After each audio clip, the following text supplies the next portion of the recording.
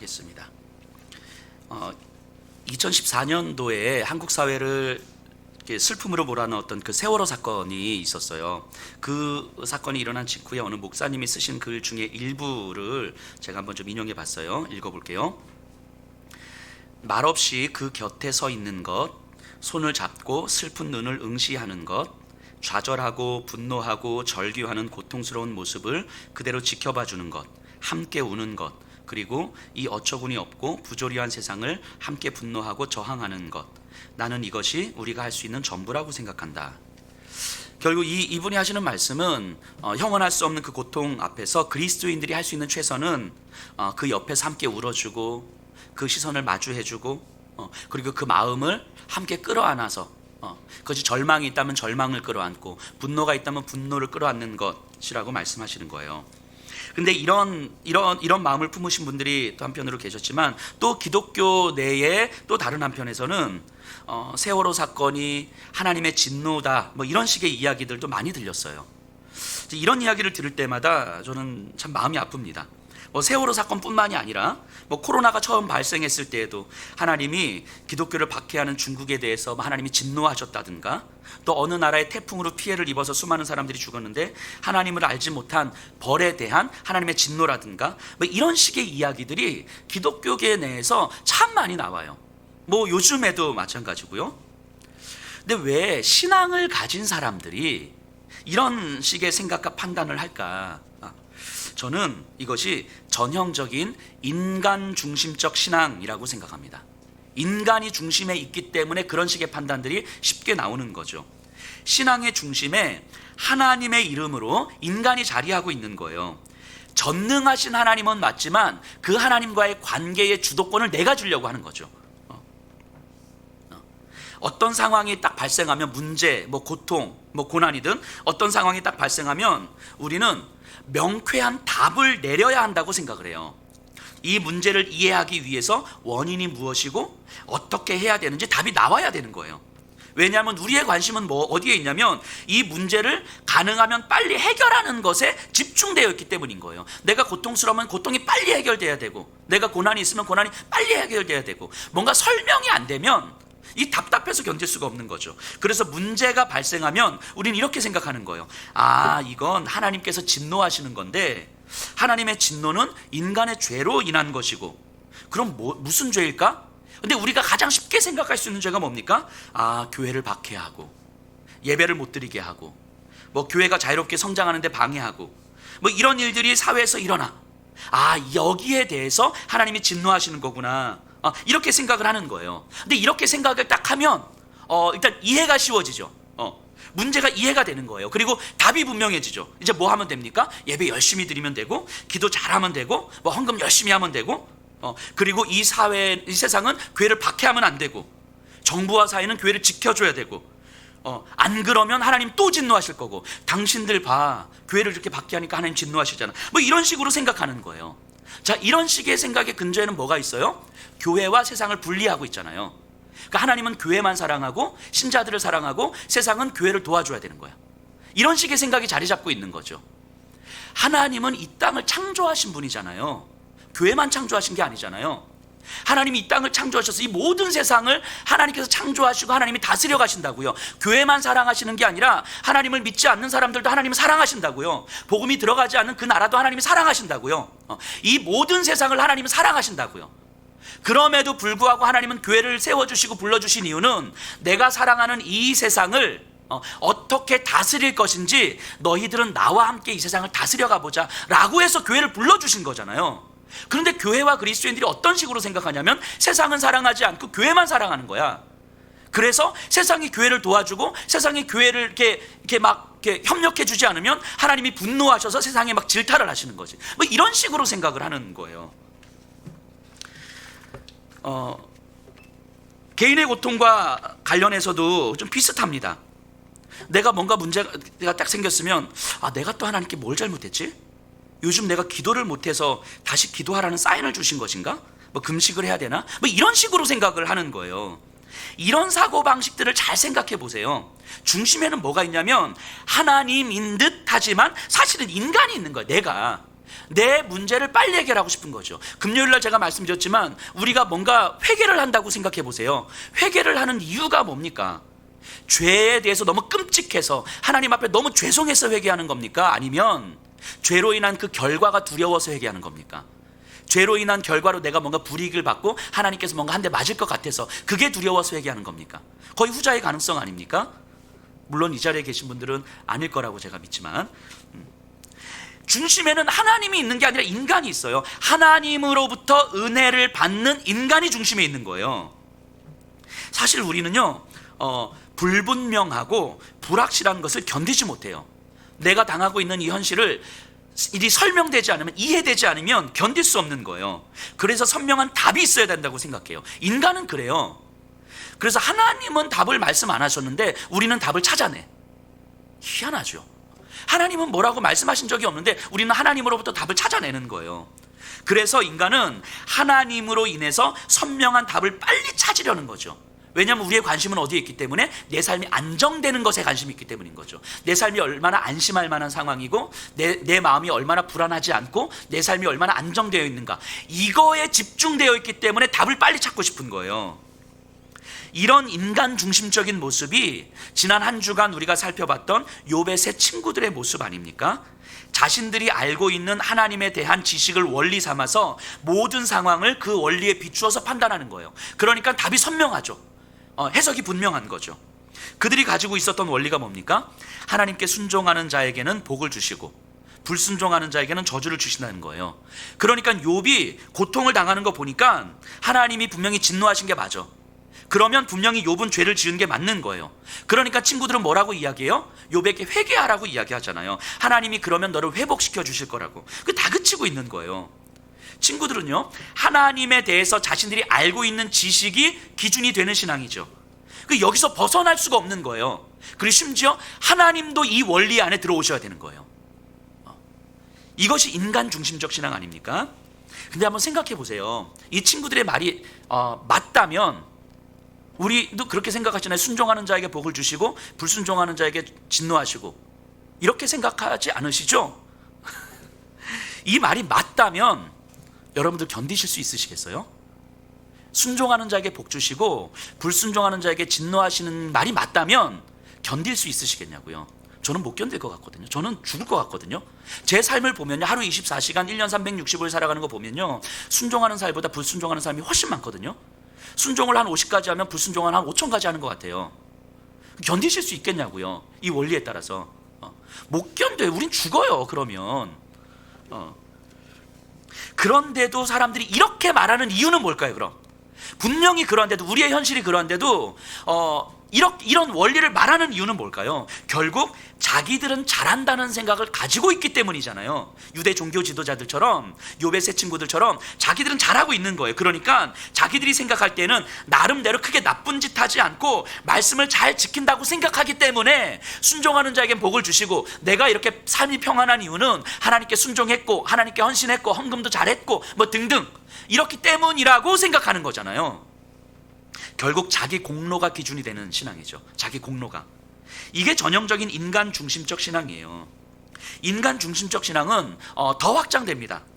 지난 금요일에도 잠시 말씀드렸어요. 예를 들면 교회에서 이 지역 주민을 향해서 야외 행사를 오랫동안 준비합니다. 오랫동안 뭐 많은 재정을 들여서 많은 성도들이 헌신을 해서 되게 큰 행사였어요. 저기 늘 푸른 공원에서 막 크게. 그런데 당일날 아침부터 비가 쏟아지기 시작하는 거예요. 막 계속. 그 결국 그 행사 아무것도 못했어요. 자, 어떤 마음이 듭니까? 하나님, 어떻게 이러십니까?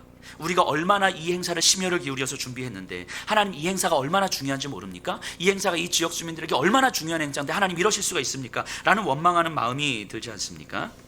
하지만 그 비는 정말 오랜 가뭄으로 속이 타들어가는 농민들에게는 생명과도 같은 비잖아요. 우리는요, 교회 행사만큼 게 중요한 거야. 우리에게는 농민들의 기쁨과 감격에는 별로 관심이 없어요. 하나님은 교회에서 이루어지는 중요한 행사를 도와주셔야만 되는 분이 되는 거예요.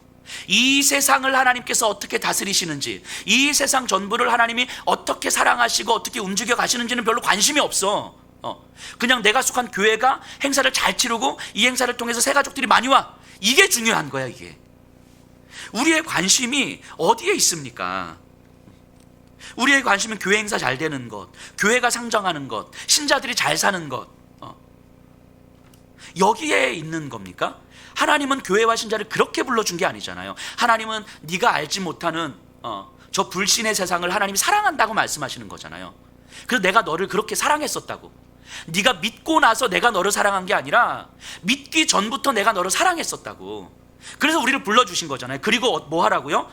저 불신의 세상, 하나님을 알지 못하는 세상을 바라보면서 내가 저들도 사랑하는데 어떻게 사랑할지 너하고 같이 사랑하고 싶다고 우리를 불러주신 거잖아요. 그래서 우리는 세상을 하나님과 함께 사랑하도록 부름을 받은 사람들이잖아요.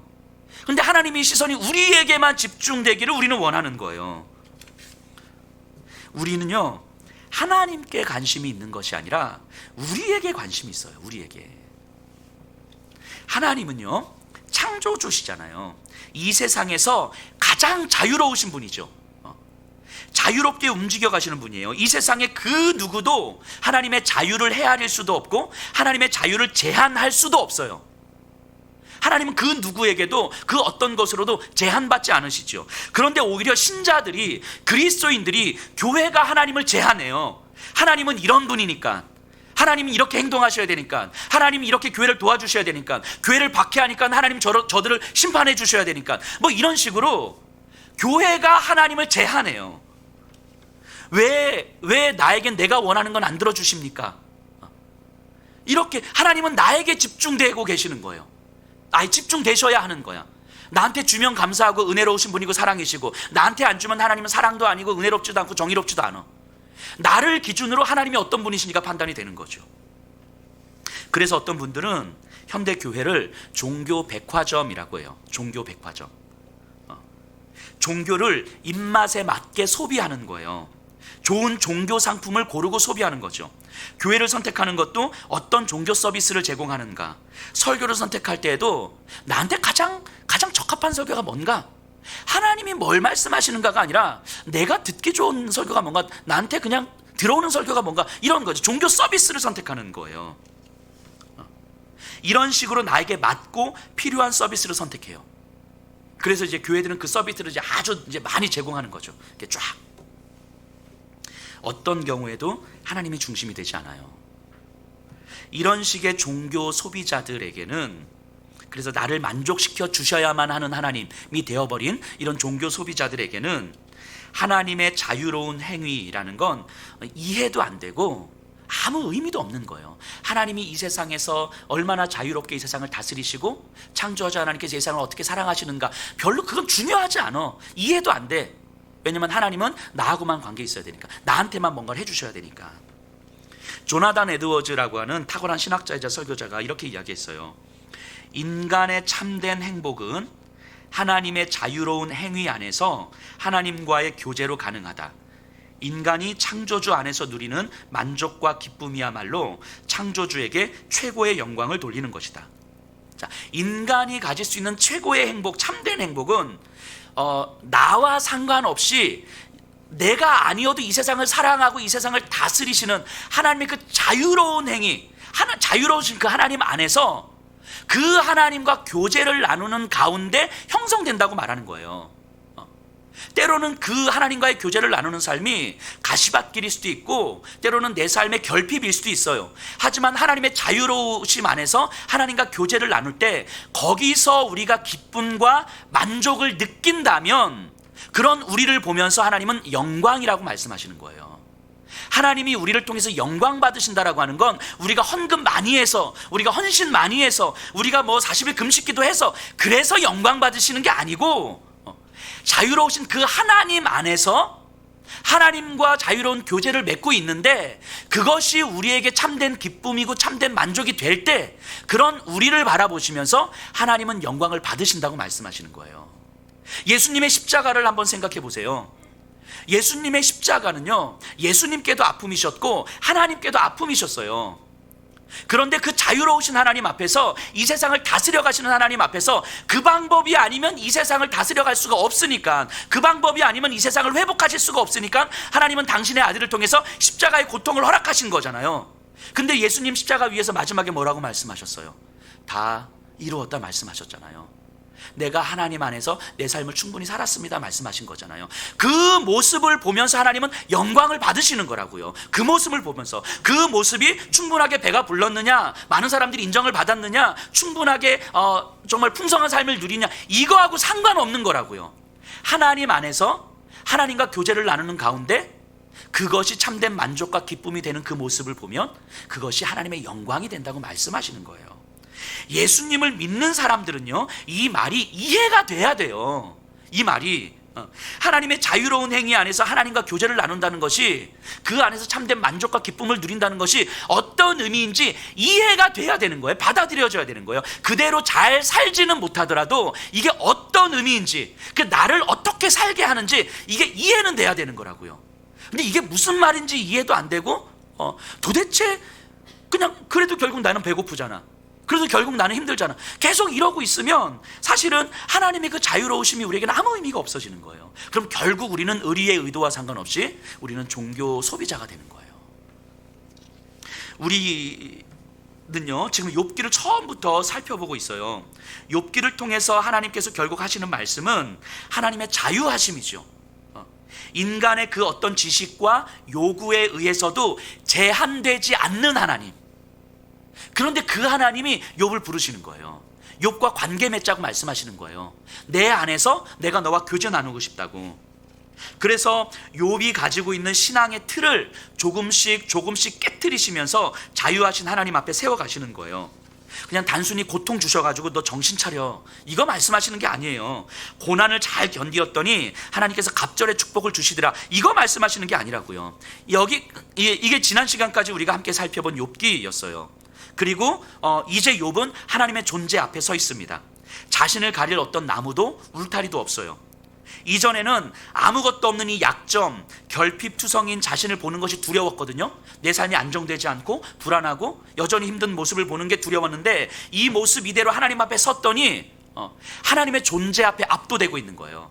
내가 부끄럽다, 수치스럽다, 두렵다, 이런 느낌을 갖기도 전에 하나님의 존재 앞에 압도되고 있는 거죠. 그리고 오늘 42장은 욥기의 결론이거든요. 1절에서 3절.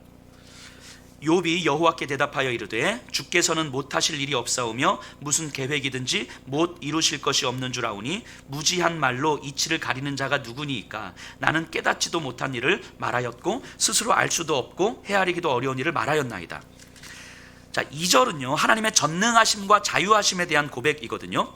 욥이 이제까지 내 삶의 무질서와 혼란으로 인해서 막 하나님 앞에 항변했잖아요. 그런데 하나님은 무질서 또한 하나님께서 만드셨다고 말씀하시는 거예요. 하나님의 질서 안에 무질서가 있다고 이야기하는 거예요. 심지어 사단이 뭘 했습니까? 욥을 하나님으로부터 떨어뜨리려고 할 수 있는 모든 최선을 다해서 공격했잖아요. 하나님은 그 사단의 모든 공격을 다 기다리셨어요. 다 받아주셨어요. 그리고 나서 사단이 최선을 다한 다음에 사단이 할 수 없는 방식으로 욥을 부르시잖아요. 결국 사단의 무기력함을 드러내는 방식으로 사단을 사용하셨죠. 이게 하나님의 전능하심이고 하나님의 자유하심이에요. 그리고 욥이 뭐라고 이야기하냐면 깨닫지도 못한 일, 스스로 알 수도 없고 헤아리기도 어려운 일을 말하였습니다, 이렇게 이야기해요. 이 말은 단순하게 겸손한 이야기를 얘기하는 게 아니라 새로운 깨달음에 대한 고백이에요. 욥은 이제까지 어디에 관심이 있었습니까? 내 고통에 관심이 있었잖아요. 하나님 정말 나한테 왜 그러십니까? 이런 고통을 주셨으면 해결은 못하더라도 설명은 해주셔야죠. 그런데 계속 침묵하시고 하나님은 아무 말씀도 안 하시는 거예요. 그러니까 급기야 욥은 하나님은 정의로우신 분도 아니시고 하나님은 무죄한 자의 피를 흘리시는 잔인한 분이시라고 막 항변하시잖아요. 그런데 하나님은 욥의 말이 틀렸다고 말씀하지 않았어요. 너 틀렸어, 너 어떻게 그렇게 이야기해, 이렇게 말씀하지 않으셨어요. 욥의 입장에서는 당연한 절규였죠. 하나님은 욥의 말을 끝까지 들으시고 기다려주셨어요. 그리고 나서 뭐라고 말씀하셨냐면, 내가 누구인지 알아? 내가 창조주인데 너는 나를 알아? 그리고 내가 너를 불렀다는 사실을 알아? 이걸 말씀하신 거죠. 네가 원래는 티끌과 재 같은 존재고 그 울타리 무너져서 죽을 것 같다고 몸부림쳤던 존재지만 내 안에서 네가 어떤 존재인지 알아? 이걸 말씀하시는 거예요. 하나님은 욥을 동역자로 불러주신 거예요. 욥의 관심이 나에 있는 것이 아니라 세상을 다스리시는 하나님의 지혜에 있기를 원하셨어요. 그것이 욥을 창조하신 목적이고 거기서 욥은 참된 만족과 기쁨을 누릴 수 있을 것이라고 하나님은 말씀하시는 거예요. 그래서 욥이 하나님 앞에 부름을 받아서 하나님 앞에서 하나님의 동역자로 서 있을 때 거기서 참된 만족과 기쁨을 누린다면 그것이 하나님의 영광이라고 이야기하는 거예요. 그런데 하나님이 그렇게 영광 받으시기 위해서 욥을 그렇게 계속해서 부르시는 거예요. 계속. 이게 이제 금요일 지난 강해 때 이 부분에 대해서는 자세하게 제가 말씀드렸었는데요. 자, 어쨌든 그런데 하나님을 잘 믿는 욥이었지만 하나님의 지혜보다는 자기 삶의 울타리 안에서 사는 거예요. 그러니까 하나님께서 울타리를 하나씩 무너뜨리셨고 거기서 욥은 하나님께 항변하고 있는 거잖아요. 그렇게 항변하는 욥을 기다리셨다가 말씀하시는 거죠.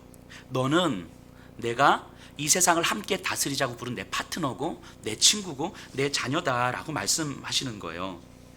그러니까 네가 내 파트너로, 내 친구로, 내 자녀로 살지 않는 삶을 나는 그냥 지켜볼 수가 없다라고 말씀하시는 거죠.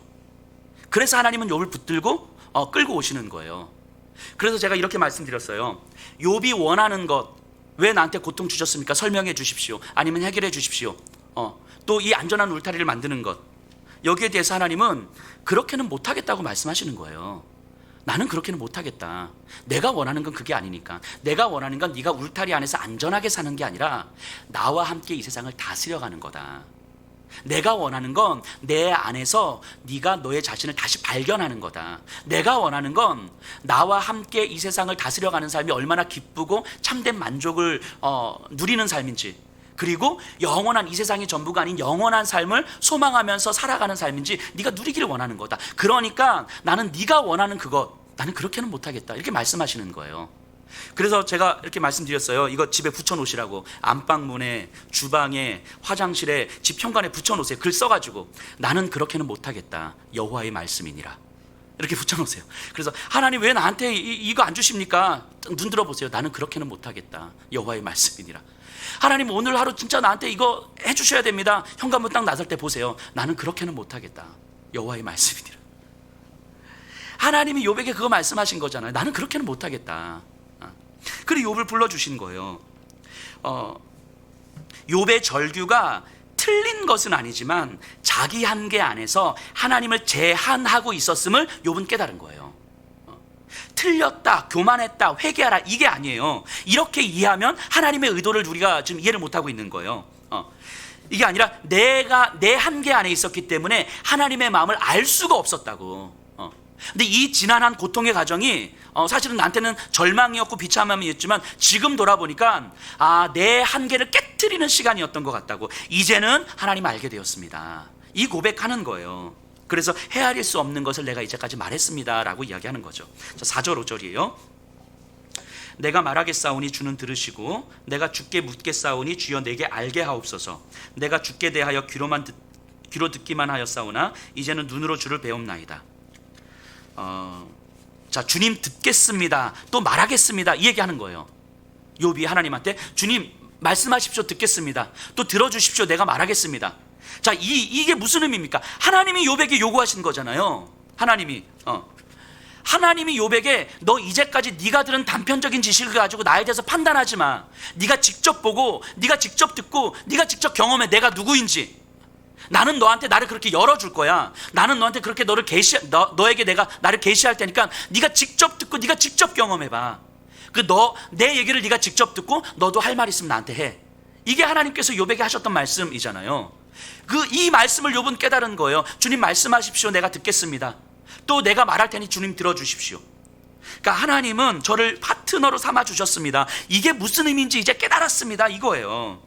이제까지는 그냥 축복 주시면 감사하고, 안 주시면 하나님 내가 뭐 잘못했습니까? 회개하고, 뭐 이런 식이었어요. 주는 대로 받고, 안 주면 막 달라고 떼쓰고, 그래도 안 주면 회개하고, 뭐 이런.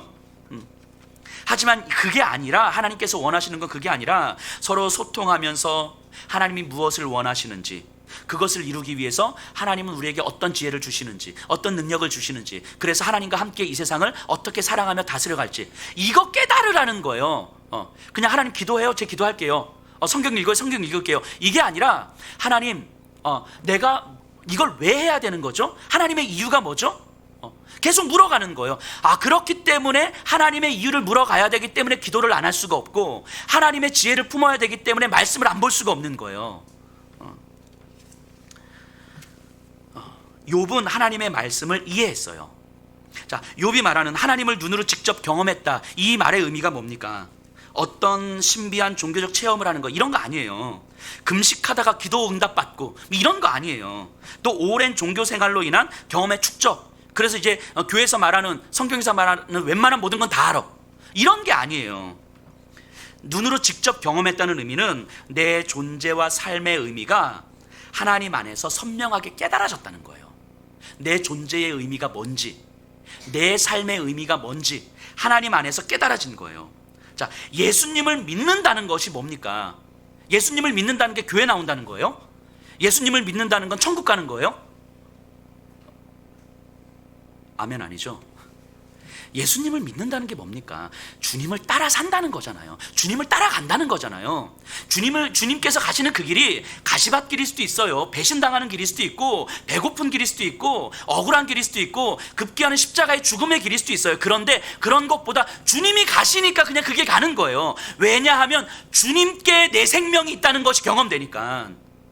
주님의 그 생명이 내 삶의 그 어떤 것과 비교할 수 없이 크고 영화롭고 위대하다는 것을 아니까 주님이 가시는 길이면 그냥 따라가는 거예요. 그거 하겠다고는 거잖아요. 예수님을 믿는다라고 하는 건 내 필요를 채우고 안심하기 위한 삶이 아니라 이 세상을 회복시키려는 하나님의 일하심 안에 내가 있다는 것을 발견하는 거예요. 그게 예수를 믿는 거죠. 그게 이것을 사명이라고 해도 좋고 비전이라고 해도 좋아요. 어쨌든 예수님을 믿는 것, 예수님을 따르는 삶이 무엇인지가 선명하게 깨달아지는 거예요. 내가 눈으로 주를 배웠나이다, 이 얘기는. 그래서 내 삶을 결정짓는 것이 내가 얼마나 많은 것을 가지고 있는지, 내 삶에 어떤 고난도 고통도 없이 안전하게 살아가고 있는지, 이게 아니고 하나님 안에서 내가 누구인지를 발견할 때 내 삶은 결정되는 거예요. 내가 누구인지, 내 삶을 어떻게 살아가야 되는지, 내 삶의 방향성이 어딘지, 이것은 하나님 안에서 내가 누구인지가 발견될 때.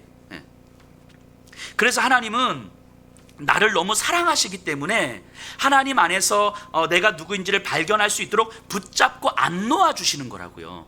우리로 하여금 그냥 하나님 은혜 주세요, 이렇게 좀 예배 열심히 드리고 기도 열심히 하고 내가 봉사도 열심히 하고 11조도 내가 진짜 열심히 할게요, 그리고 조금 더 도덕적으로 착하게 살아갈게요, 이렇게 살도록 내버려 두실 수가 없다고 말씀하시는 거예요.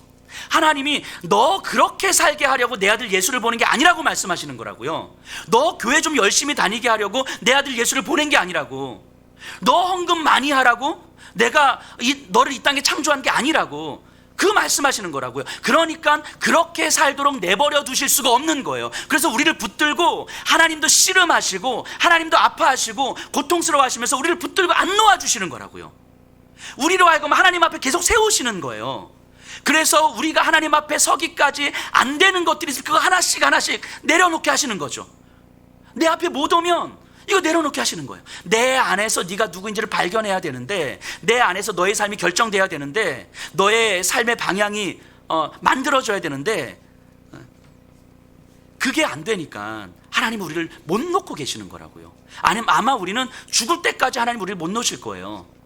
하나님 우리를 안 놓으시고 끝까지 가져가실 거라고요.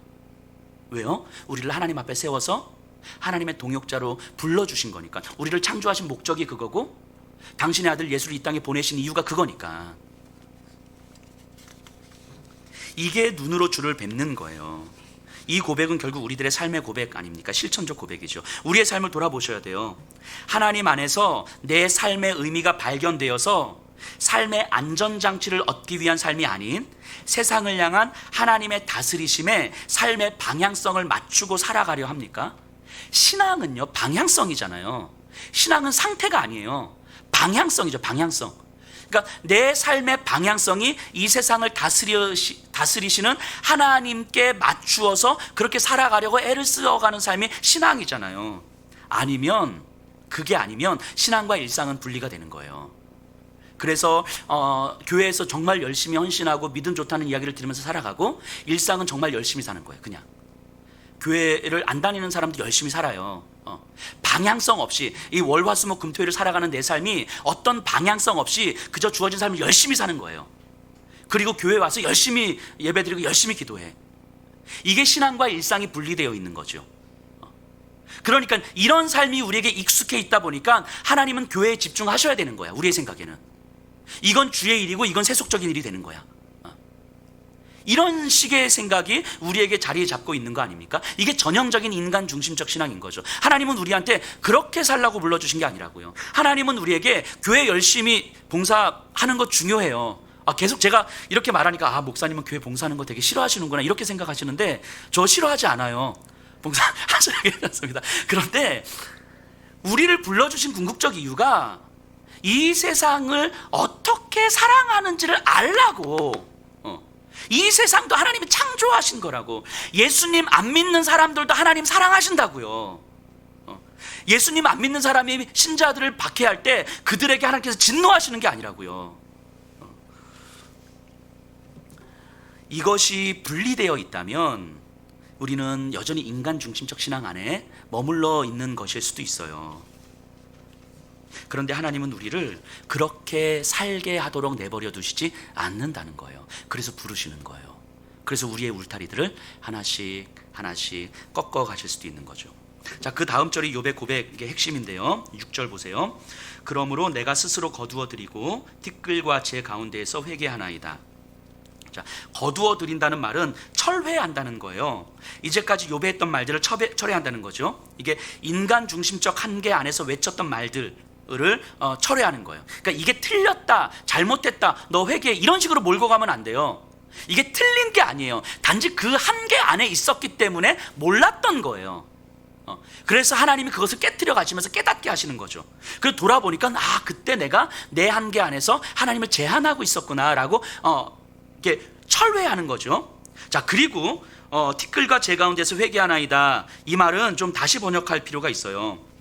일단 이 말을, 이 구절을 회개한다고 이해를 하면 이제까지의 욥기 전체의 흐름과 맞질 않아요.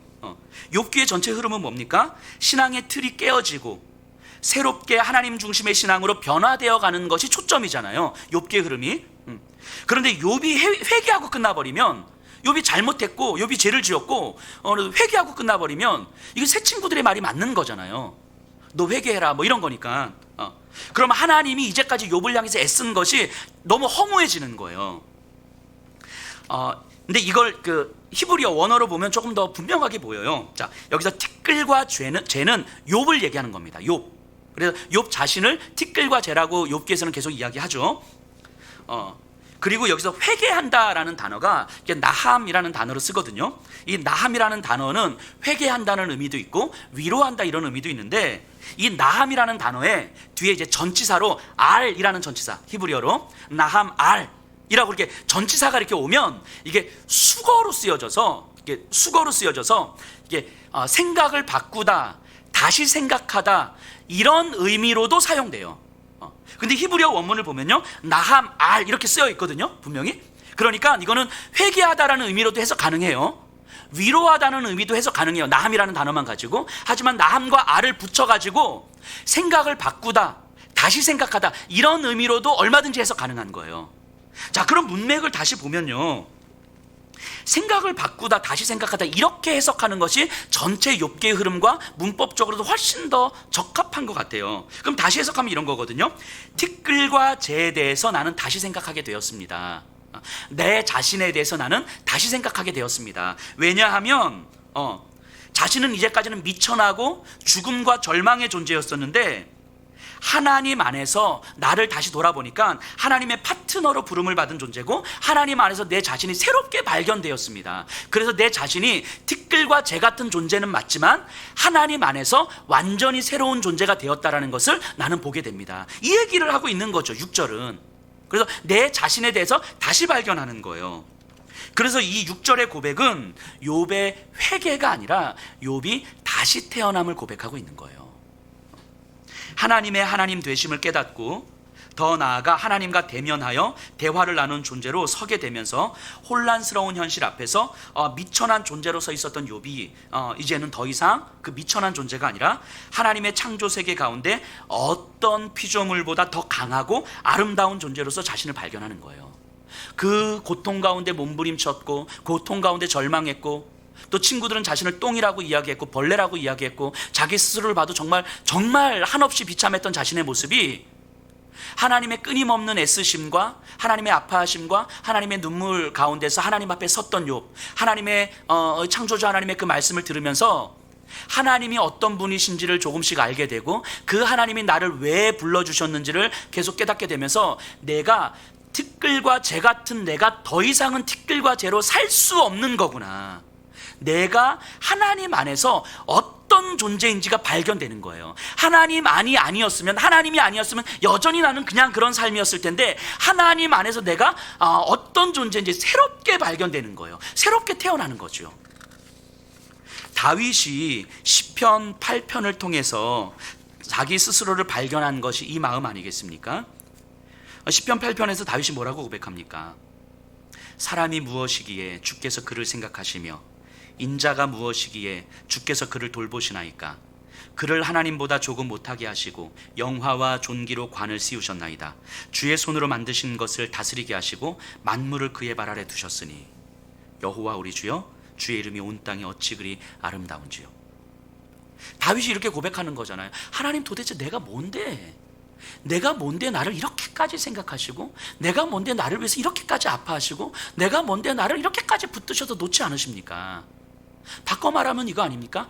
창조주 하나님께서 도대체 뭐가 그렇게 아쉬워서 이 티끌과도 존재인 나를 그렇게 깊이 생각하시고, 창조주 하나님께서 도대체 뭐가 그렇게 아쉬워서 이 세상에 내가 아니어도 이 세상은 잘 돌아가고 하나님의 다스림은 잘 이루어지는데 그 하나님께서 도대체 뭐가 아쉬우셔 가지고 나를 바라보시면서 고민하시고 아파하시고 눈물 흘리시면서 하나님 앞에 오지 못하는 나를 바라보시면서 하나님도 고통당하시고 그러면서 나를 놓지 않으시면서 하나님 앞에 이렇게 붙들고 오십니까?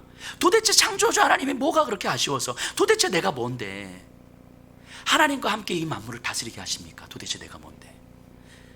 여호와 우리 주여, 주의 이름이 온 땅에 얼마나 아름다웁니까? 하나님 안에서 자신이 발견되고 있는 거예요.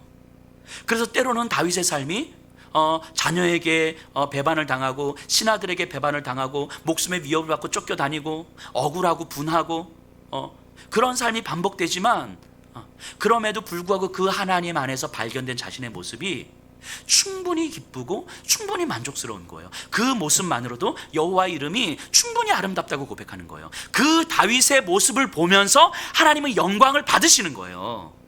그 다윗의 모습을 보면서 사도 바울이 고린도 성도들에게 뭐라고 이야기합니까? 너희들은 나의 영광이라고 이야기하잖아요. 왜요? 그들이 뭐 헌신을 많이 해서요? 그들이 교회 열심을 해서? 그게 아니잖아요. 믿음 안에서 그들이 박해를 당하고 그들이 먹을 것이 없고 빵이 없고, 그리고 이번 주 예배 드렸던 사람들이 다음 주 가면 한 명이 없어지고 저 로마의 원형 경기장에 들어가 있고 뭐 등등 이런 어떤 힘겨운 삶이 반복되어지고 있는데 그럼에도 불구하고 저들이 하나님 안에서 자기가 어떤 존재인지를 발견한 거예요. 창조주 하나님께서 나를 부르셨다는 것이 발견이 되는 거예요. 창조주 하나님께서 당신의 아들의 생명을 죽이시면서까지 나를 얻으셨다는 것이 발견이 되는 거예요. 그러니까 그렇게 얻어진 나는, 그렇게 하나님 앞에 선 나는 내가 얼마나 잘 먹고 얼마나 잘 살 것인가, 여기에 관심을 두는 것이 아니라 이 땅을 다스리시는 그 하나님의 마음을 내가 어떻게 품을 것인가, 여기에 관심을 둘 수밖에 없다는 것이 깨달아지는 거예요. 그런데 이 삶이 만족스러운 거예요. 이 삶이 기쁜 거예요. 현실은 여전히 부족한데 내 안에 기쁨이 있는 거예요. 그래서 제가 종종 말씀드리지만 우리의 눈에서 눈물이 마를 날은 없지만 내 삶의 기쁨이 사라지는 날도 없는 것이 경험이 되는 거예요. 그래서 여호와의 이름을 높이는 거예요. 예수의 이름을 높이는 거예요. 그 모습을 보면서 영광스럽다라고 이야기하는 거예요. 하나님이 영광을 받으신다고 이야기를 하는 거라고요. 이것이 다윗과 욥의 자기 발견이에요. 하나님 안에서. 똑같습니다. 저와 여러분들도 똑같은 거예요. 창조주 하나님께서 도대체 뭐가 아쉬워서 우리를 붙들고 안 놓아주십니까?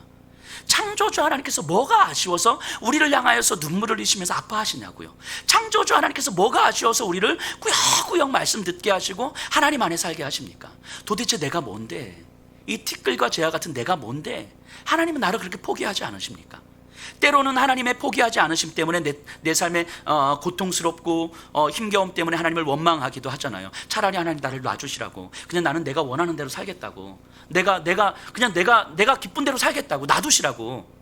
그럼에도 불구하고 하나님 못 놓겠다고 이야기하는 거예요. 나는 그렇게는 못한다라고 말씀하시는 거예요. 내가 너를 얼마나 사랑하는데 네가 원하는 대로 내가 너를 놔둘 수가 없다라고 말씀하시는 거예요. 그리고 하나님 앞에 꾸역꾸역 데리고 오는 거죠. 그 시간이 하나님께도 고통이라고요. 그 시간이 하나님께도 아픔이라고요. 그런데 이게 아니면 우리를 다스리실 수가 없고, 이게 아니면 우리를 사랑하실 수가 없고, 이게 아니면 우리와 함께 이 세상을 다스려 나가실 수가 없는 거예요. 욥은요, 더 이상 어쩔 수 없이 주어진 상황을 그대로 믿음으로 이 악물고 감내할 수밖에 없는 그런 비극적 드라마의 주인공이 아닙니다. 여러분들은요, 모든 상황을 예수님을 믿으면서 내가 참아야지, 다 참아, 이 악물고 기다려야만 하는 그런 비극적 드라마의 주인공이 아니에요. 이제는 하나님은 우리를 창조자와 대면하는 존재로 세워주셨어요. 이 창조 세계를 다스리는 청지기로 새롭게 세워주신 거예요. 이해가 안 되면 하나님 앞에 쏟아내면 돼요. 이해가 안 된다고, 하나님 너무하시는 것 같다고. 하지만 우리가 하나님 앞을 벗어나는 삶이 아니면 되는 거예요. 어찌 보면 욥의 고통은요, 하나님의 창조 행위였어요. 창조 행위. 창세기 1장 2절에 보면 뭐라고 나옵니까? 땅이 혼돈하고 공허하며 흑암이 깊음 위에 있고, 아무것도 보이지 않고 아무것도 없는 것 같은 그 깊은 흑암. 그때 어디서인지 모르는, 정말 예상치도 못하게 우레와 같은 소리가 들립니다. 빛이 있으라. 근데 그 빛이 그 어둠을 덮어버리는 거예요. 그리고 그 똑같은 자리에서 전혀 새로운 세상이 태어나는 거죠. 욥의 흑암 위에 하나님은 빛을 선포하신 거예요. 욥은 아무것도 보이지 않는 현실 앞에서 하나님 앞에 발버둥 치고 있는데, 그 현실 앞에 하나님은 빛이 있으라 라고 말씀하시는 거죠. 그리고 그 똑같은 자리에서, 그 똑같은 모습에서 전혀 새롭게 태어나는 거죠. 오늘 우리에게도 하나님 그렇게 다가오십니다. 흑암을 들이우시고 아무것도 보이지 않는 깊은 어둠 속에서 말씀이 선포돼요. 빛이 있으라. 우리의 삶의 마음 한가운데, 우리의 삶의 어둠과 절망 가운데 하나님의 말씀이 선포되는 거예요. 우리와 같은 말씀이, 빛이 있으라. 그리고 이 말씀은 우리에게 현실이 됩니다. 빛 안에서 내 존재가 다시 보이기 시작하는 거예요. 흑암으로 가리워졌던, 그래서 내 존재의 참 의미를 몰랐는데 새롭게 보이는 거예요. 하나님은 우리를 그렇게 새롭게 창조해 가시는 거예요. 그리고 오늘 이 시간이 하나님께서 우리를 새롭게 창조해 가시는 창조의 시간일 수도 있어요. 오늘 이 시간이 하나님은 우리를 그렇게 빚어 가신다고요. 우리가 신앙생활 한다는 의미가 무엇입니까? 하나님의 손길에 나를 맡기는 거잖아요. 나를 빚어 가시는, 매일매일 새롭게 창조하시면서 나를 빚어 가시는 하나님의 손길에 나를 맡기는 거죠. 내 삶의 필요에만 집중하여 하나님의 빚어 가심을 경험해 보지도 못하고, 하나님의 영광스러움을, 여호와여 주의 이름이 어찌 그리 아름다운지요, 이 영광스러움을 찬양하지도 못한 채 살아가도록 하나님은 우리를 그냥 놔두실 수가 없으신 거라고요. 하나님께서 나를 어떻게 빚어가시는지, 하나님이 그 아름다운 이름을 찬양하지 못하면서 교회 안에 머물러 살아가도록 우리를 그렇게 놔두시지 않으신다고요. 하나님께서 우리 아버지니까요. 그렇게 우리를 얻고자 당신의 아들도 죽이셨으니까. 오늘 이 시간이 여러분들을 빚어가시는, 정말 만들어 가시는, 여러분들의 어둠에 하나님의 빛을 선포하시는 하나님의 창조의 시간이 되기를 간절히 소원합니다. 여기까지 하나님은 욥과 대화하시며 하나님의 목적을 이루셨어요. 욥을 세워주셨어요. 욥은 깨달았어요, 그 말을. 그리고 이제 욥의 결론인데요, 7절 보세요. 여호와께서 욥에게 이 말씀을 하신 후에 여호와께서 대만 사람 엘리바스에게 이르시되, 내가 너와 내 두 친구에게 노하노니 이는 너희가 나를 가리켜 말한 것이 내 종 욥의 말 같지 못함이니라. 자, 욥의 세 친구들을 향해서 분노하셨고 욥을 인정하셨어요. 결국 이게 무슨 의미냐면, 하나님은요 줄곧 욥의 편에 서 계셨던 거예요. 욥이 하나님 왜 침묵하십니까? 도대체 하나님은 어떤 분이십니까? 하나님은 불의한 분입니다. 하나님은 살아계시는 게 아닌 거 아닙니까? 이렇게 막 항변할 때에도 하나님은 욥의 편에 서 계셨던 거예요. 인간의 고통을 부여하는 채 이 실존의 문제를 하나님 앞에 솔직하게 토로하면서 하나님께 나아갔던, 뭔가 내가 알고 있는 신앙적 지식을 가지고 답을 내리고 빨리 결론 짓는 것이 아니라 해결되지 않는 내 마음을 가지고 하나님 앞에 토로하면서 끊임없이 절규했던 그 하나님, 그 욥에게 하나님은 함께 서 계셨던 거죠. 반면 친구들은 어땠습니까? 하나님을 변론한다는 명분 삼아서 기존의 경험과 전통과 교리를 가지고 하나님에 대해서 이야기했을 뿐인 거예요. 그들은 하나님을 찾지 않았어요. 하나님 만나기를 구하지 않았어요. 하나님에 대해서 그들은 이야기했을 뿐인 거죠. 그들에게 필요했던 건 하나님이 아니라 그들이 알고 있는 하나님에 대한 지식으로 답을 내리는 거였어요. 그들이 알고 있는 하나님의 지식으로 자신들이 옳다는 것을 증명하는 것이었지 하나님이 아니었어요. 바리새인들, 유대 종교 지도자들에게 필요했던 건 하나님이 아니었어요. 그들이 옳다는 것을 그들의 율법적 지식으로 증명하는 것뿐이었죠. 이런 모습이 오늘날에도 종종 나타납니다. 때로는 이 하나님을 만나는 것을 구하지 않고 하나님을 아는 지식으로 결론과 답을 내리는 모습은 때로는 비상식적인 종교적 행위로 나타나기도 해요.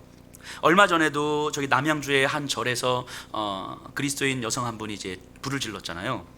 그 근처에 이제 금식 기도원이 하나 있거든요. 거기서 기도하다가 하나님으로부터 무언가 선명한 응답을 받았죠. 저도 종종 가는 기도원이거든요, 거기가. 근데 거기서 뭔가 금식 기도하면서 하나님으로부터 뭔가를 받고 싶었겠죠. 자기 삶의 답답함과 자기 삶에 설명되지 않은 어떤 이유들로 인해서 뭐 하나님 앞에 뭐 받고 싶었겠죠. 그런데 뭔지 모르겠지만 하나님 앞에 응답을 받았어. 그래서 그 여인은 그렇게 이야기하는 거죠. 신의 계시를 받았다고, 내가 하나님의 분명한 말씀을 받았다고. 그러다 불을 지르고 막 할렐루야 외치고 막 그랬잖아요. 하나님을 인격적으로 경험하지 않으면 이런 식의 행동들이 얼마든지 가능해져요. 하나님 만나기를 간절히 갈망하고 하나님과 인격적으로 만나서 하나님과 소통하는 삶을 살지 않으면 우리가 알고 있는 하나님에 대한 지식, 하나님이 뭔가 내가 기대하는 어떤 하나님의 응답을 받았다라고 하는 그런 종교적 경험, 이런 것들로 우리는 무모한 행동들을 하게 되는 거예요. 처음 말씀드렸던 것처럼 다른 이들의 고통 앞에서 하나님의 진노라고 하는 그런 막말을 서슴없이 내뱉는 그런 비상식적인 모습들이 가능해지는 거예요. 이런 모습들이, 이게 얼마나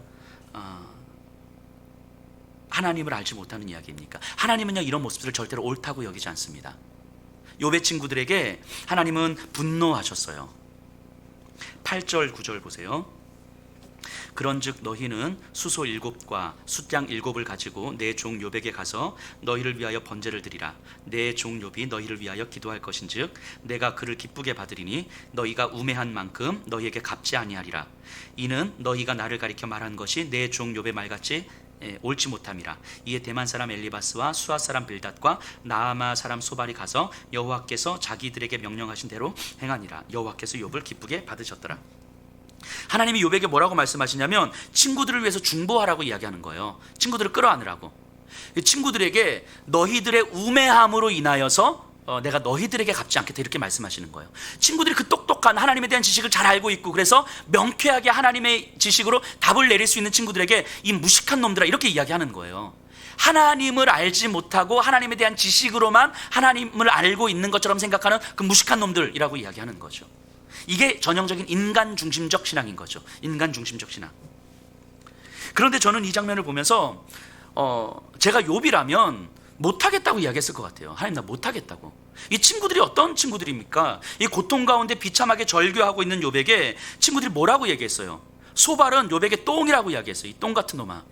이 빌닷은 이 벌레요 구더기 같은 놈아. 엘리바스는 뭐라고 이야기했습니까? 없는 죄도 만들어냈어요. 야, 네가 사람들 보기에는 정말 선을 행하는 것 같고 잘못 안 한 것 같은데 하나님이 너에게 진노하시는 거 보니까 너는 분명히 뭔가 잘못했어. 우리가 알지 못하는, 사람들이 알지 못하는 곳에서, 너 혼자 있는 곳에 너는 얼마나 더럽고 추악한 일을 했어. 너 죄를 회개해. 하나님은 속일 수 없어. 이렇게 없는 죄도 막 만들어냈어요. 이런 친구들이었어요. 저 같으면 얼굴도 안 봤을 것 같아요, 진짜. 근데 하나님은 욥에게 그들을 끌어안으라고 말씀하시는 거예요. 그들을 끌어안으라. 하나님이 인정하신 욥의 오름은 저들을 끌어안을 수 있는 능력을 만들어냅니다. 하나님을 간절히 찾고 또 찾으면서 하나님에 대한 지식이 아니라 하나님을 찾고 또 찾으면서 절망과 비참함을 끌어안을 수 있는 능력이 형성되는 거예요. 하나님을 알고 있는 지식으로는 절대 불가능한 거예요. 하지만 하나님을 만나기를 간절히 구하면서 하나님 앞에 서면 절망과 비참함을 끌어안을 수 있는 힘이 우리에게 생기죠. 이것을 저는 거룩이라고 이야기했습니다. 거룩은요, 거룩함이다라는 건 절망을 끌어안을 수 있는 힘이에요. 비참함을 끌어안을 수 있는 힘이에요. 불신을 끌어안을 수 있는 힘이에요. 그래서 그들을 끌어안고 옆에 앉아서 함께 울어줄 수 있는 힘이죠. 거룩이라는 이름으로 절망의 언어를 배격하고 원망과 불신을 멀리하면서 거룩의 벽을 세우는 건 거룩이 아니죠. 생각해 보세요. 절망과 원망밖에 남아있지 않는 사람들이 있어요. 우리의 삶에서 탄식밖에 남아있지 않는 분들이, 적어도 그런 분들이 교회에 와서는 충분히 절규하고 충분히 절망하고 충분히 하나님 욕할 수도 있어야 되는 거 아닙니까? 그것밖에 남아있지 않은 분들은 적어도 교회에서 그렇게 할 수 있는 자리가 있어야 되는 거잖아요. 교회에 왔는데 정말 하나님 안 계신 것 같다고, 하나님은 사랑의 하나님이 아니라고, 내 삶은 이제 아무런 소망이 없다고, 하나님은 불의의 하나님이고 아니 살아계시지도 않은 것 같다고 이렇게 이야기할 때 옆에서 어떻게 믿는 사람이 그렇게 이야기할 수가 있냐고, 믿음의 하나님이 살아계신데 계속 그렇게 이야기하면 하나님께서 벌하신다고, 믿음의 이야기를 하고 하나님 앞에 죄송하다고 말씀하고 회개하고 하나님을 찾아야지 어떻게 그렇게 이야기하냐고 라고 말한다면, 그런 사람들이 어떻게 교회에 와요? 어떻게 교회에 와서 앉습니까? 그렇게 와서 앉으면 나만 비참한 것 같아, 나만 믿음 없는 것 같고 나만 절망스러운 것 같아. 옆에 있는 사람들은 다 거룩해 보이고 다 믿음 있어 보여. 그리고 기도하는데 정말 거룩해 보이고 찬양하는데 막 거룩해 보여. 그리고 나한테 그렇게 절망스럽게 이야기하면 안 된다고, 하나님은 살아계시고 하나님 사랑이라고 막 이야기하니까 나만 믿음 없고 나만 비참해 보여. 그러면 어떻게 교회를 나옵니까? 근데 생각해보세요. 사실 안 그렇잖아요. 거룩한 이야기를 하고 찬양하면서 눈물을 흘리고 기도하면서 거룩한 언어를 하고 교회에서 서로 이야기하면서 믿음의 언어로 권면하고 해도 안 그렇잖아요. 저보단 나으시겠지만 안 그러시잖아요. 제 안에도 절망의 언어가 있고 분노의 언어가 있고 원망의 언어가 있고 죽음의 언어가 있고 때로는 하나님을 의심하는 언어가 있고 내 삶에 소망이 없다고 생각할 때도 있거든요. 내 일상 속에서 그러시잖아요. 우리도 그렇잖아요. 우리 안에서 여전히 믿음의 언어로 내가 계속 살아가고 소망의 언어로 아무리 힘겹고 어려운 상황 속에서도 나는 하나님으로 충분히 기뻐요, 이렇게 살아가지 않으시잖아요. 우리도 절망하고 원망하고 때로는 하나님 욕하고 싶기도 하는 거잖아요. 단지 이제까지 우리는 교회에 너무 익숙해져 있어서 적어도 믿는 사람들이 그렇게 이야기하면 안 되는 거라고 배워와서 적어도 교회에서는 기도할 때 거룩한 언어를 이야기한다고 배웠고, 서로 이야기할 때는 거룩한 언어를 서로 소통해야 된다고 배웠고, 찬양할 때는 정말 눈물도 좀 흘려야 된다고 배웠고, 교회 안에서는 믿는 사람들은 뭔가 하나님을 원망하는 언어를 하면 안 되고 내 삶에 소망이 없다는 언어를 이야기하면 안 되고, 그렇게 배워서 그렇게 이야기하는 것일 뿐인 거지 우리도 다 그렇게 사는 거 아니잖아요. 그렇다면 절망과 원망과 불신과 죽음을 생각할 수밖에 없는 분들이 교회에 와서 그렇게 쏟아낼 때, 탄식할 때, 하나님에 대해서 정말 항변할 때, 하나님을 욕할 때, 그런 분들이 그렇게 항변할 수 있는 자리를 만들어줘야 되잖아요. 같이 듣고 같이 울어주고 그 하나님을 향한 그 분노의 마음을 같이 공감해주고, 오죽했으면 저렇게 하나님을 향해서 분노의 말들을 쏟아낼까, 같이 아파해주고, 그렇게 그 자리들을 만들어줘야 되잖아요. 그게 진짜 교회의 거룩함 아닙니까? 예수님 거룩하신 분이잖아요. 그래서 예수님은 어떻게 하셨어요? 죄인이 되셨잖아요. 예수님이 직접 죄인이 되셔서 죄인들과 함께 먹고 죄인들과 함께 마시고 죄인들과 함께 웃고 죄인들과 함께 울고 그들의 탄식과 그들의 절망과 그들의 죽음의 언어들을 다 끌어안으셨다는 거예요. 본인 안에서. 바리새인들은 어떻게 했습니까? 자신들의 거룩함을 지키고자 죄인들을 멀리했어요. 저들과 관계도 맺지 않았습니다. 자신의 거룩함을 그렇게 지켰어요. 뭐가 거룩입니까? 뭐가 거룩이에요? 죄인들이 되는 게 거룩이잖아요. 그들을 끌어안는 게 거룩이잖아요. 교회는 진짜 거룩한 곳이에요. 하나님이 거룩한 곳으로 세워주셨다고요. 그리스도인들은 거룩한 사람들이에요. 그래서 우리의 몸을 더럽혀야 되는 거예요. 그래서 우리의 몸을, 우리의 마음을 더럽혀야 되는 거라고요. 그 죄인들의 자리에 내주어야 되는 거라고요. 욥은요, 하나님 안에서 거룩함을 회복해 가고 있는 거예요. 그래서 친구들을 지금 끌어안고 있는 거라고요. 하나님은 그걸 말씀하셨고 욥은 그 말씀을 이해를 했어요. 지금 욥의 상황은 여전히 그대로잖아요. 재산 다 사라졌고 자녀들은 죽었고 자신은 질병으로 고생하고 있어요. 그런데 하나님의 말씀이 받아들여지는 거예요. 그 절망적 상황에 여전히 빠져있고 절망적 상황에 빠져있는 나를 공격했던 친구들을 지금 끌어안고 있는 거라고요. 이게 기적이죠. 이게 하나님께서 하시는 놀라운 기적 아닙니까? 우리가 예수를 믿는다는 건 이런 거예요. 예수를 믿는 게 우리에게 기적인 이유는 이런 거라고요. 아무것도 아닌 우리가 여전히 우리의 삶은 여전히 곤경에 처해 있지만 우리에게 예수님을 통해서 말씀하신 거예요. 내 삶은 여전히 변한 것 없지만 그 하나님의 말씀이 예수님을 통해서 받아들여지는 거예요.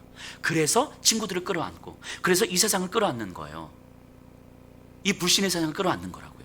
내 삶이 변화되지 않아도. 이게 기적이죠. 이게 놀라운 하나님의 일하심 아닙니까? 자, 10절 보세요. 욥이 그의 친구들을 위하여 기도할 때 여호와께서 욥의 곤경을 돌이키시고 여호와께서 욥에게 이전의 모든 소유를 갑절이나 주신지라. 욥의 친구들을 위해서 중보하고 있을 때, 그들을 끌어안고 있을 때, 거룩함을 회복하고 있을 때 하나님은 이전 소유보다 갑절로 욥에게 주셨어요. 어쩌면 이제까지 말씀을 계속 듣다가 이 부분에서 눈이 반짝반짝 할지도 모르겠어요. 욥이 새롭게 태어난 것도 알겠고 거룩함을 회복한 것도 알겠어. 오케이. 그래서 돈은, 그래서 자녀는, 그래서 욥의 건강은, 우리는 여전히 이 마음 한켠이 이렇게 궁금하게 남아 있지 않습니까? 그래서 이게 다 알겠고 은혜로운데 그래서 어떻게 되는 거지? 이게 그러고 있다면 우리는 아직까지 욥기를 잘 소화를 못하고 있는 거예요. 지금 성경을 잘 보세요. 욥이 기도할 때, 자, 무슨 의미입니까? 욥이 친구들을 끌어안고 있을 때 그때 소유를 회복시켜 주셨다는 것은 지금 소유가 없는 상태잖아요. 여전히. 그런데도 욥은 하나님의 말씀이 깨달아져서 절망적 상황 속에서 할 수 없는 친구들이 지금 끌어안고 있는 거잖아요. 이것은 내 소유, 내 삶의 안전한 울타리들이 더 이상 욥에게는 기준이 될 수 없다라는 사실을 욥이 깨달았다는 걸 보여주는 거죠. 욥이 기도하고 있을 때 하나님께서 그 소유를 회복시켜 주셨다는 것은 지금 욥은 하나님께서 만드신 세상을 함께 다스려가는 사명 중에 있어요. 그 길 위에 있는 거라고요. 그 안에서 자기 존재의 기쁨, 참된 만족을 지금 누리려고 하는 거예요. 그리고 그것이 하나님께 가장 큰 영광이 된다는 것도 알고 있는 거예요. 사도 바울이 예수님을 믿고 나서 진짜 인생 망가졌잖아요. 우리가 볼 때는 잘 나가던 사도 바울이 예수님 만나고서 완전 꺾인 거죠.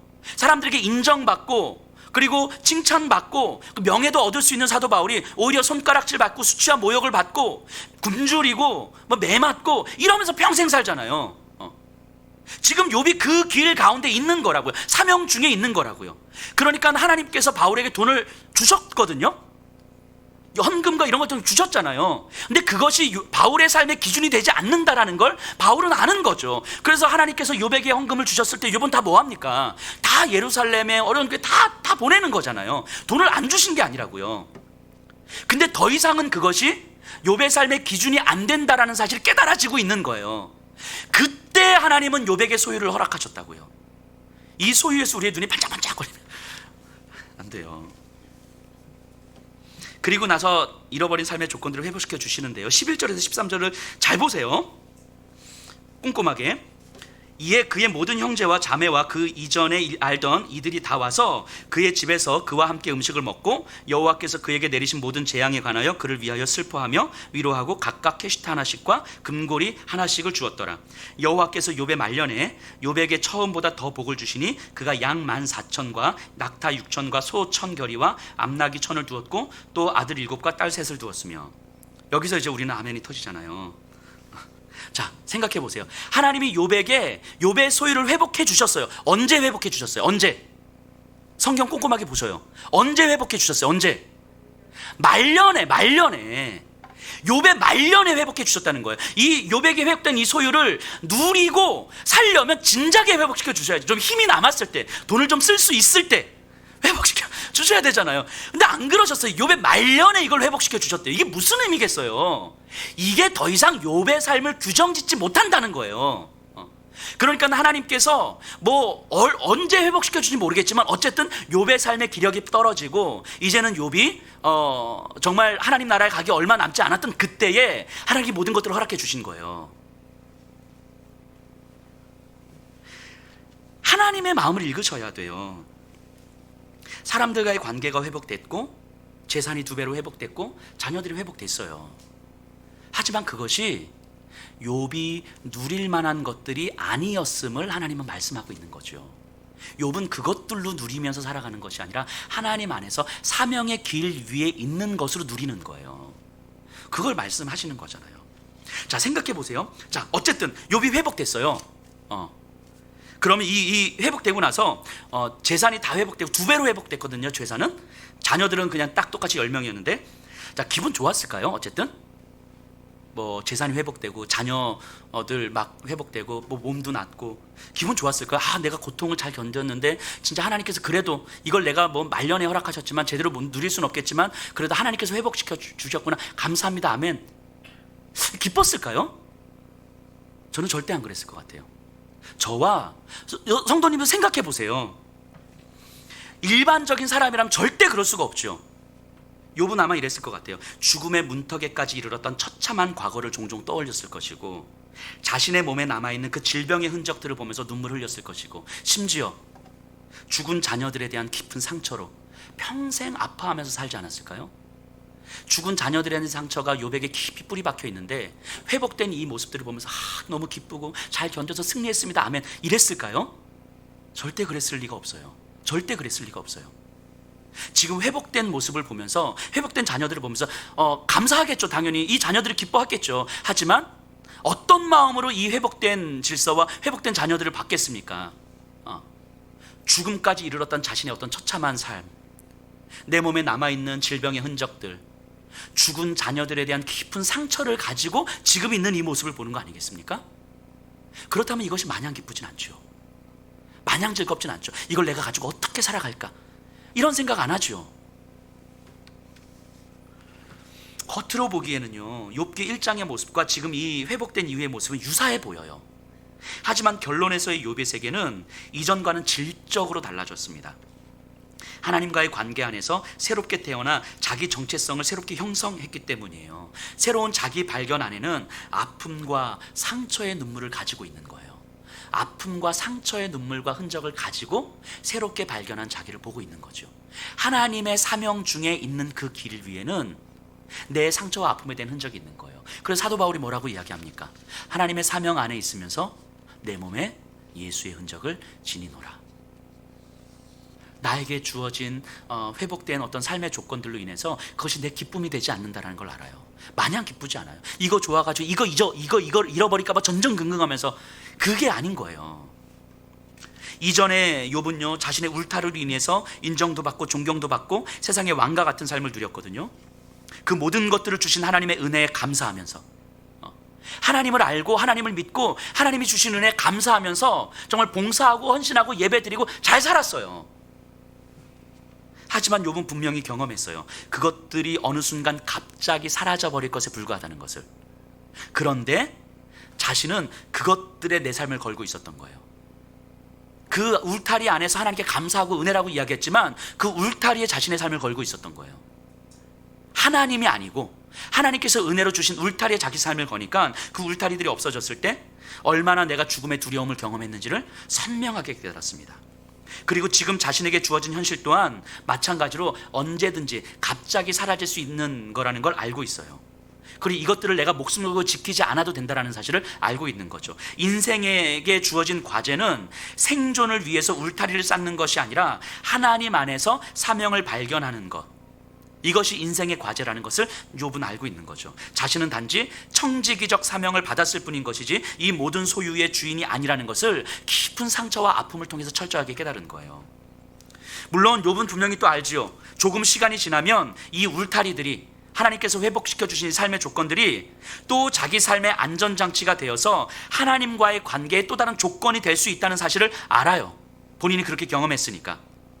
그래서 자신이 어떻게 믿음의 싸움을 싸워야 하는지, 또 이제 고민하는 거죠. 조금만 방심하면 자신도 모르게 울타리 안에서 그냥 은혜를 누리며 살아가는 그런 삶이 될 거라는 걸 알기 때문에 어떻게 내가 하나님과 믿음의 싸움을 싸워야 하는지 다시 고민하는 거예요. 아마 욥은 주님 나라 갈 때까지 140살을 살았다고 하는데 그 140살 하나님 나라 갈 때까지 이거 고민하고 이 씨름하면서 살았을 거예요. 나에게 주어진 조건들이 너무 감사하지만, 재산들이 너무 감사하지만 이것이 내 삶의 안전한 울타리가 되지 않도록 하기 위해서 매우 애를 썼을 거예요.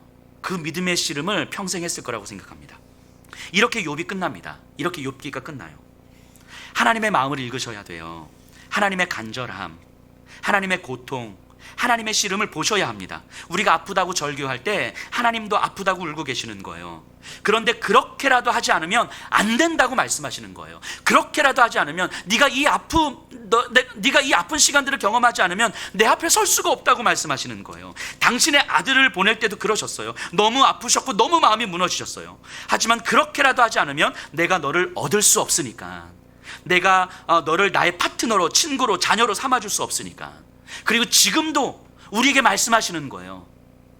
내가 너를 왜 창조했는지, 내가 너를 얻으려고 내 아들 예수를 왜 보냈는지, 내가 너를 붙들고 안 놔주는 이유가 뭔지 알겠냐고. 내 앞에 서라고 말씀하시는 거죠. 하나님의 마음, 하나님의 사랑이 깨달아져야 합니다. 그리고 이 사랑 안에서 우리가 내가 누구인지를 다시 발견하셔야 돼요. 내 정체성을 다시 발견하셔야 돼요. 그래서 신앙은 헌신과 열정이 아니라 정체성일 수밖에 없어요. 하나님, 도대체 내가 무엇이기에 나를 이렇게 생각하십니까? 하나님, 도대체 내가 무엇이기에 이렇게까지 나를 돌보시고 이렇게까지 나를 붙드십니까? 창조주 하나님, 도대체 뭐가 아쉬워서 나를 이렇게 놓지 못하십니까? 이렇게 만물을 다스리게 하십니까? 이 고백이, 이 감격이 우리를 살게 하는 거예요. 이게 예수님을 믿는 거죠. 이 감격과 고백이 우리의 삶에 있기를 간절히 소원합니다. 우리 다